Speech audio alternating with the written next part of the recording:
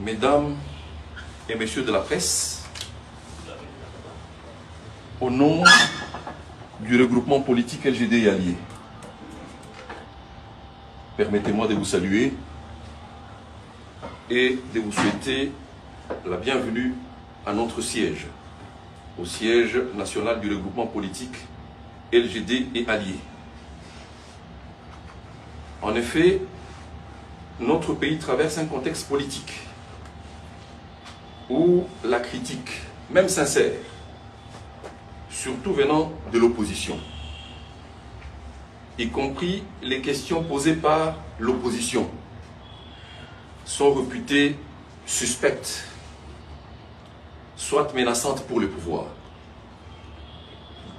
Aux questions et inquiétudes exprimées par l'opposition et d'autres organisations assimilées, les pouvoirs répondent tantôt par les injures, tantôt par les menaces, ou carrément par la répression violente. Et comme la violence appelle la violence, le recours à la lutte armée a été emprunté par certains compatriotes pour stopper les pouvoirs. Du coup, la République est prise en otage. Elle s'enfonce dans les gouffres. On peut même être tenté de dire qu'elle touche le fond.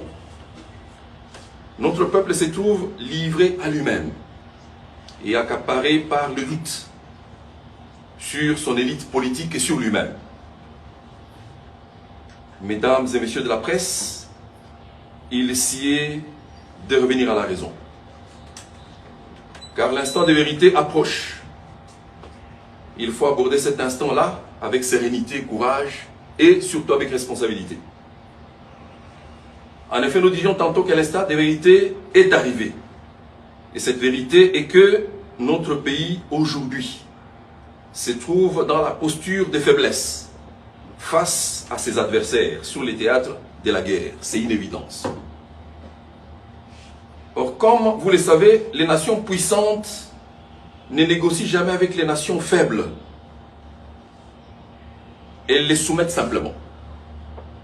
Cette vérité est que les nations fortes négocient entre elles.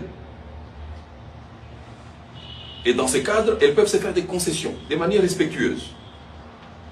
Par contre, la règle veut que les nations faibles soient écrasées, assujetties et dépouillées totalement.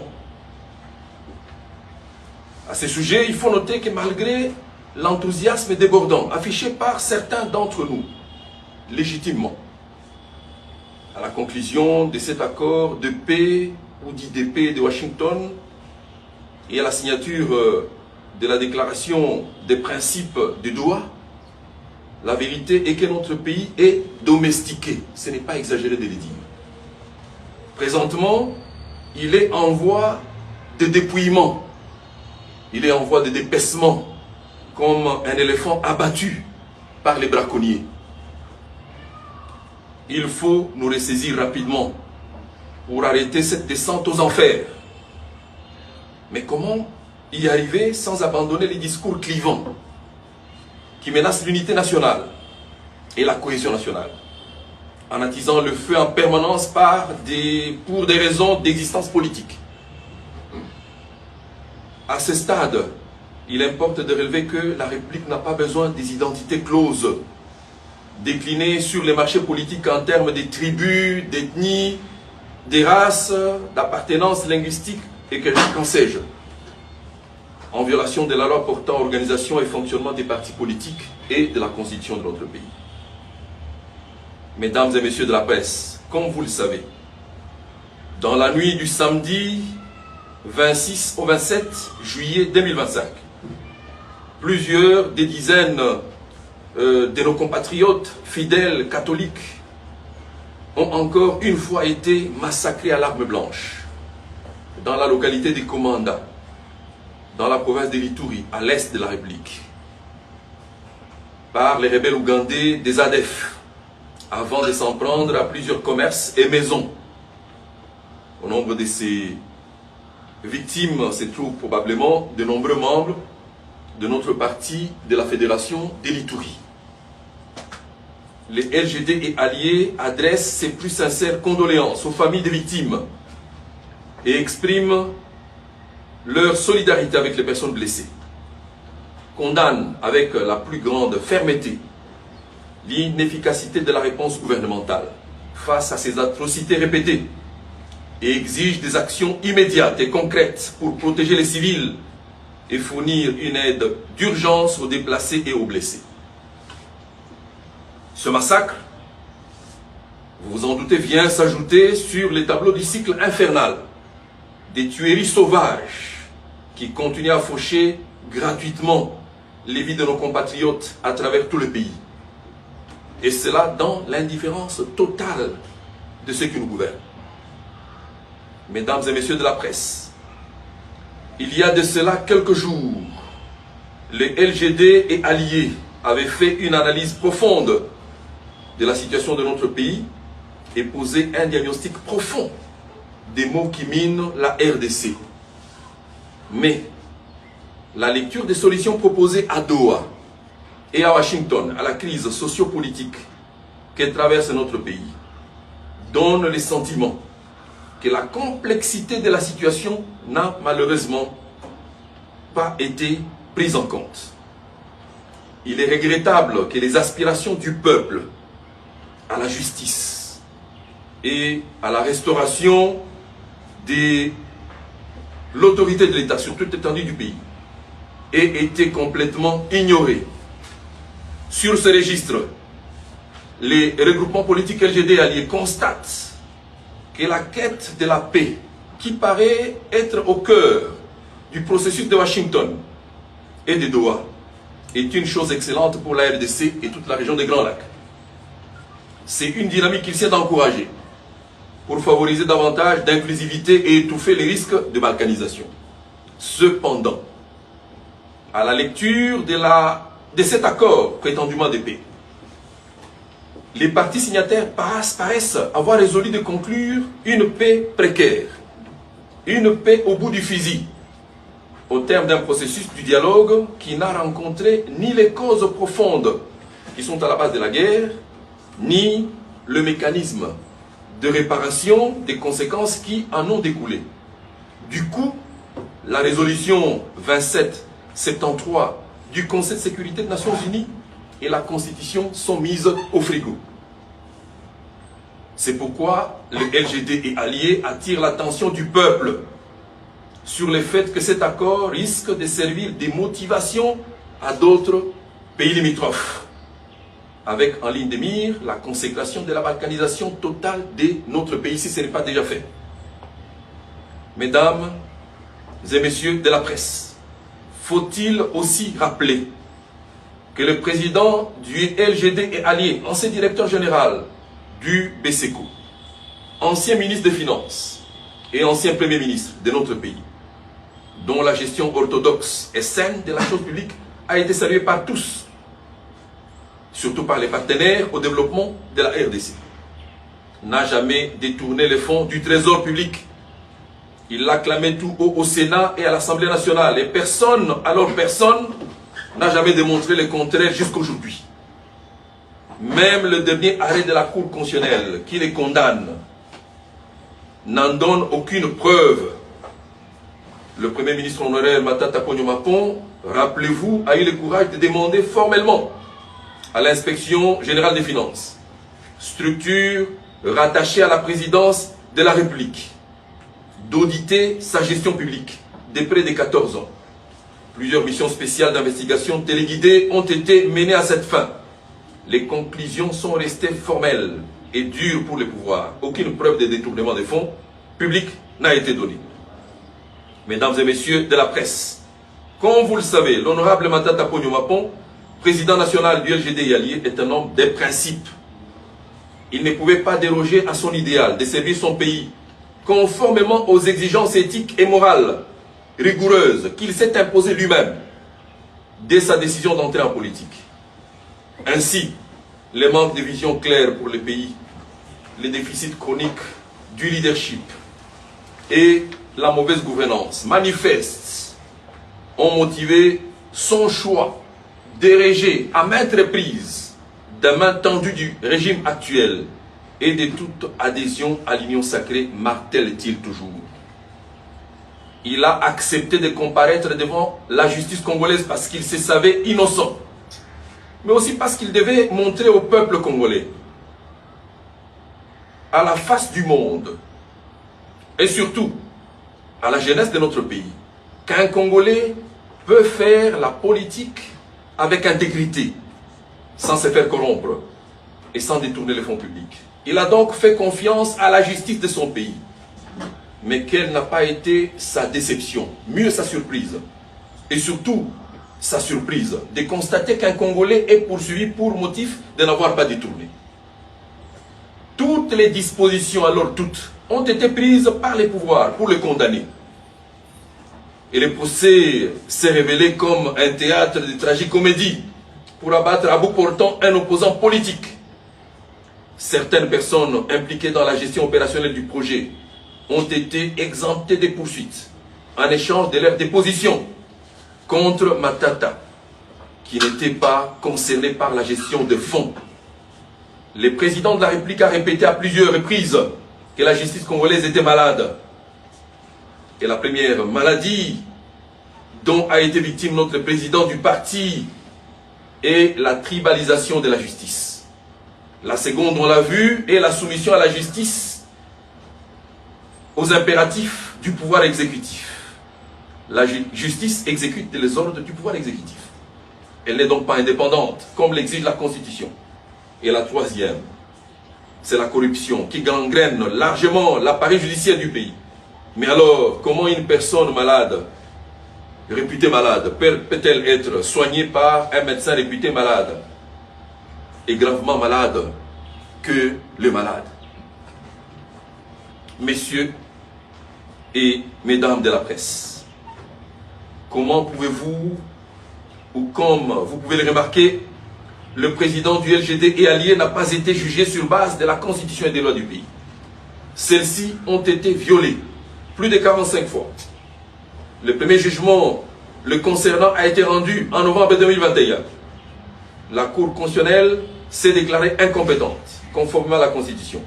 Et le dossier était définitivement clos. Pensait-on. Mais en violation intentionnelle et manifeste de l'article 168 de la Constitution, et voulant à tout prix le condamner, conformément à la volonté du pouvoir, la Cour constitutionnelle a réouvert miraculeusement le dossier pour le rejuger. Dans l'entretemps, le droit comme science a perdu les lettres de noblesse dans notre pays, y compris pour ceux qui n'ont pas été à l'université.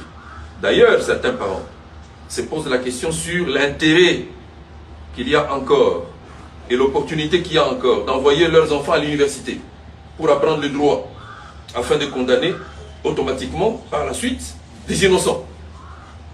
Dans le même ordre d'idées, il sied de signaler que la Cour, dans l'envolée de faire plaisir au pouvoir, l'a condamné à des travaux forcés qui sont interdits par la Constitution. Conformément à l'article 16, dernier alinéa de celle-ci, qui stipule « Nul ne peut être astreint à un travail forcé ou obligatoire ». Par ailleurs, le Code pénal congolais, en son article 6 bis, interdit formellement que l'exécution de la peine des travaux forcés ne soit confondue ni assimilée à celle des servitudes pénales ou d'emprisonnement. De ce fait, du point de vue du droit et des lois de notre pays, c'est un arrêt inconstitutionnel, donc inapplicable. Et il fait la honte de la justice congolaise, devenue un appendice du pouvoir exécutif. Mesdames et messieurs de la presse, en 4 ans d'un procès politique injuste et sensationnel qui démontre l'inexistence d'un état de droit dans notre pays, l'ex-premier ministre, son épouse et ses enfants, pour ne citer que cela, ont été torturés moralement et physiquement. Ces droits fondamentaux des libertés d'expression, des soins médicaux et de défense, du reste garantis par la Constitution, ont été systématiquement violés. Certains de ces avocats venant de l'extérieur ont été empêchés d'entrer au pays. Il a été interdit sans raison de voyager à l'extérieur et à l'intérieur du pays. Il a été interdit d'aller enterrer les membres de sa famille à l'intérieur du pays, y compris sa propre petite sœur. 2 millions de dollars américains de son cabinet d'études ont été détournés par les gouvernements. Il a été illégalement et brutalement mis en résidence surveillée. Sa résidence a été sauvagement perquisitionnée en violation de ses immunités parlementaires. Des meubles, portes et casseroles de sa maison ont été cassés et ses filles violentées. Il a été empoisonné et il lui a été interdit de se faire soigner à l'extérieur du pays comme s'il n'était pas congolais des pères et pères de famille. Quelle méchanceté! Mesdames et messieurs de la presse, il vous souviendra que dans sa déclaration politique du 31 mai 2025, les LGD et alliés ont informé l'opinion nationale et internationale de la disparition de l'honorable Matata Ponyo Mapon au soir du 21 mai 2025, soit le lendemain du prononcé de l'arrêt de la Cour constitutionnelle les condamnant par défaut, c'est ça. À cette même occasion, les LGD et alliés ont annoncé et condamné la persécution des membres de sa famille biologique, en l'espèce la confiscation par la DGM du passeport de sa fille, qui devait se rendre aux USA pour les études en date du 30 mai 2025, sans oublier l'interdiction à son épouse de quitter le territoire national. Un cas atypique où l'on confond Matata à sa famille. Je voudrais à ce stade de manière particulière et insistante rassurer toute la population congolaise et particulièrement les membres et sympathisants du LGD et alliés que le président national du LGD et allié, l'honorable Matata Ponyo Mapon, est bel et bien vivant et en sécurité. Comprenez mon émotion ici. En effet, 2 mois après sa disparition brusque, il a finalement renoué contact avec nous. Je l'ai eu personnellement au téléphone. Et il nous a déclaré avoir été contraint d'aller en exil par les pouvoirs, en violation de l'article 50, l'article 30, voulais-je dire, et alinéa 2 de la Constitution. Le moment venu, nous vous dirons où il aura choisi de s'installer avant de retourner dans son pays qu'il chérit tant, lorsque il nous donnera de plus amples précisions. Dans l'entretemps, il rassure qu'il continuera son combat jusqu'à l'avènement d'un état de droit dans notre pays.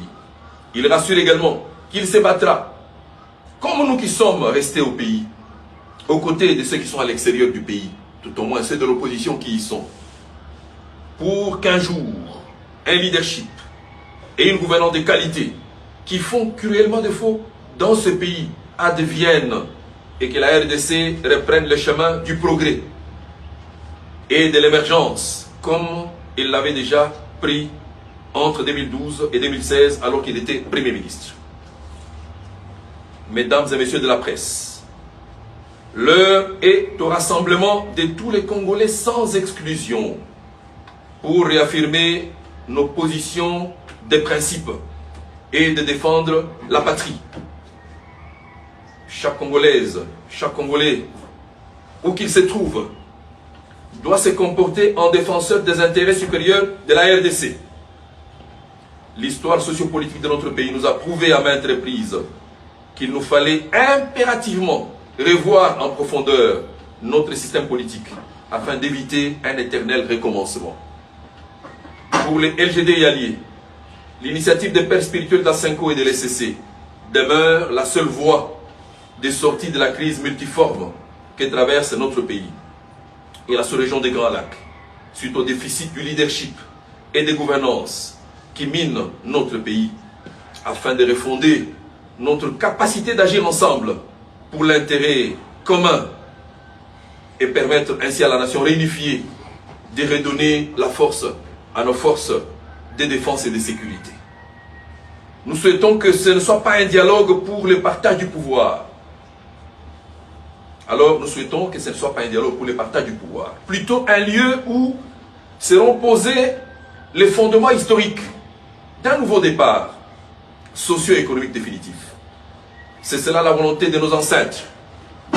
C'est cela la volonté de nos congénères. C'est cela la volonté de nos enfants. Et c'est cela la volonté des futures générations de ces pays.